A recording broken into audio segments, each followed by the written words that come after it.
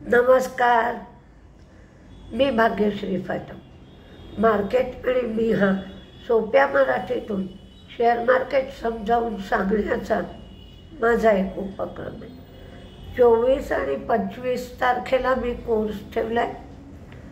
ज्याला कोणाला कोर्सची चौकशी करायची असेल त्यांच्यासाठी मोबाईल नंबर 9699615507 9699615507। काल मार्केटमध्ये खूपच गोंधळ झाला। केवळ 2 शेअरने त्या सगळ्या सेक्टरवर परिणाम केला आणि अख्खं मार्केट एक लेव्हल तोडल्यानंतर शेवटपर्यंत पडत गेलं। मार्केट सावरलं नाही। आता आज काय होतंय ते बघूया। आज अमेरिकन मार्केट तर चांगलं होतं। PPI वाढण्याचा जो वेग होता तो कमी झालाय, त्यामुळे त्यांचं मार्केट तेजीत होतं। रिझल्ट लागले तो हिरो मोटो यांचा प्रॉफिट 36.1% वाढलाय, रेव्हेन्यू 15.7% वाढलाय, मार्जिन 60 बेस पॉईंटने वाढलाय, पण व्हॉल्यूम 15.35 लाख युनिट झालाय आणि रेव्हेन्यू 10,000 कोटीपेक्षा जास्त झालाय। रिझल्ट चांगला आहे माझ्या मते। मार्केटच्या मते काय होईल आणि शेअरवर काय परिणाम होईल ते सांगता येत नाही, पण बहुतेक एकंदरीत रिझल्ट बघता शेअर तेजीत राहू शकतो। अपोलो हॉस्पिटलचा रिझल्टही चांगला आहे। फायदा 83% वाढलाय, रेव्हेन्यू 15% वाढलाय, मार्जिन 13% वाढलाय। रिझल्ट चांगला आहे, शेअर तेजीत राहील। मन्नापुरमचं गोल्ड लोन AUM जे आहे ते वाढलंय, नॉन गोल्ड AUM सुद्धा वाढलंय।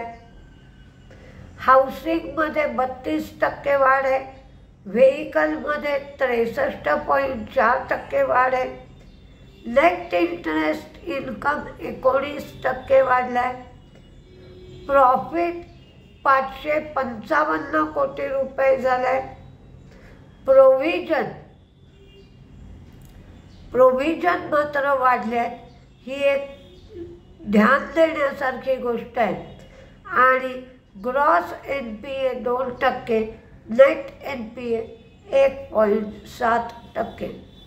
मुथूट फायनान्स त्यांचे AUM वाढले 25%, गोल्ड लोन 23%, NII 22%।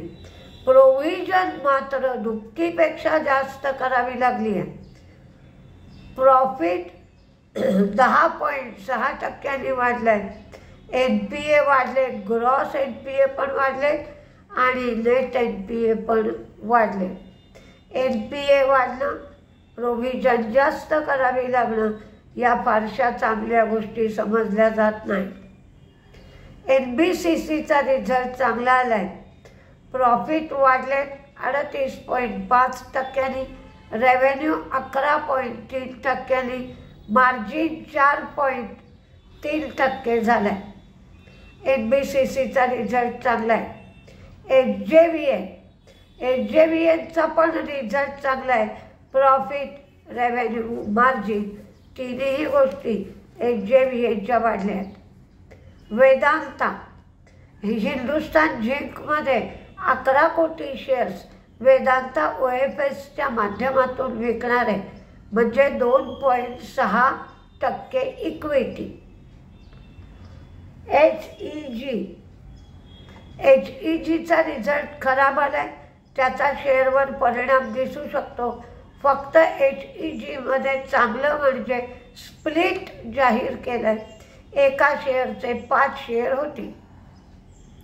प्रॉफिट 83% कमी झालाय, रेव्हेन्यू 14% कमी झालाय, मार्जिनही कमी झालाय. HEG. आता रत्नमणी मेटलचंही सगळं कमी झालंय. प्रॉफिट कमी झालंय, मार्जिन कमी झालंय, रेव्हेन्यू फ्लॅट राहिलाय.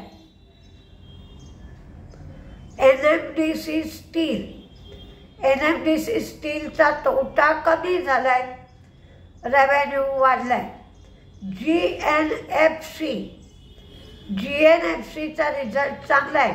प्रॉफिट, रेव्हेन्यू, मार्जिन सगळंच वाढलंय आणि ऑगस्टमध्ये दहेज इथे उत्पादन सुरू होईल असं GNFCने सांगितलं. अनुपम रसायन रिझल्ट कमजोर आहे. प्रॉफिट, रेव्हेन्यू, मार्जिन सगळंच कमी झालंय. अमेरिकेमध्ये होम डेपोचा शेअर वाढला 3.3%. कारण होम डेपोचा शेअर 3.3% कमी झाला, कारण विक्री कमी झाली. लोकांनी होम इम्प्रूव्हमेंटवर खर्च कमी केला. PPI 0.2% वाढेल असं वाटलं होतं, पण तो 0.1%च वाढला. म्हणजे वाढण्याचं प्रमाण हे कमी झालंय. म्हणून अमेरिकेमधली मार्केट तेजीत होती.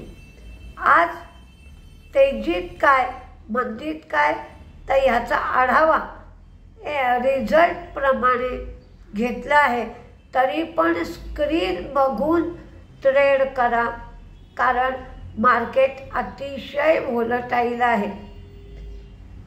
तेजीमध्ये NBCC, SJVN, GNFC, Apollo hospital, Hero Moto, IFB agro सुंदर रिझल्ट आलाय. आता हे शेवटचे दिवस जे असतात ते छोट्या छोट्या कंपन्यांचे रिझल्ट येतात आणि काही रिझल्ट त्यामध्ये खूप सुंदर येतात. वेदांता, कारण वेदांताला स्टेक विकल्यावर पैसे मिळतील म्हणून. ऑफिस, पण याचं स्पेलिंग वेगळं आहे, AWFIS. रिझल्ट चांगला आहे. लार्सन टुब्रो, टार्क TARC, व्होडाफोनचं 22 टार्गेट दिलं. Fame FIEM, Hindalco, allied blender म्हणजे ABDL असं टाकलं तर शेअर मिळतो. लिकरची कंपनी आहे, ही तोट्यातून फायद्यात आली आहे. गुलशन पॉली रिझल्ट चांगला आहे. पोकर्णा रिझल्ट चांगला आहे. MSTC, PVR, TVS motor, endurance, torrent pharma result चांगला आहे. आणि कॅम्प्स. मंदीमध्ये GMR एअरपोर्ट, अनुपम रसायन, ITDC, Hindustan zinc, MTAR, Piramal enterprises result खराब लागलाय का. HEG रिझल्ट खराब आहे. आणि हिंदुस्तान झिंक GMR एअरपोर्टचा तोटा वाढलाय म्हणून दिलाय. पण तरी पण मार्केटमध्ये हल्ली खूप गोंधळ चालू आहे. इंट्राडेच्या भानगडीत पडू नका. काल आरती इंडस्ट्रीजचा शेअर जसा काही कारणाने वाढला, पुष्कळ पडला आरती इंडस्ट्रीजचा शेअर, कारण गायडन्समुळे पडला. तर तसं जर कारण झालं तर तुम्हाला 100-125 रुपये शेअर्स बसतात घेण्याची संधी मिळते.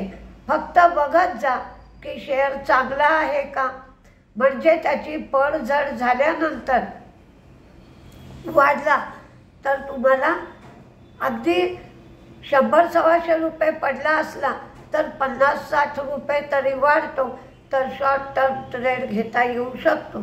बघा तुम्हाला जमतंय का.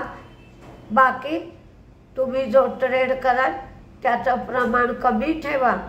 मार्केट व्होलटाईलच राहील नोव्हेंबरपर्यंत असा एक अंदाज आहे. त्यामुळे जास्त पैसे गुंतवू नका, पण एखादा शेअर अचानक वाढला तर प्रॉफिट बुकिंग करा. बघूया काय काय मार्केट करताय. नमस्ते.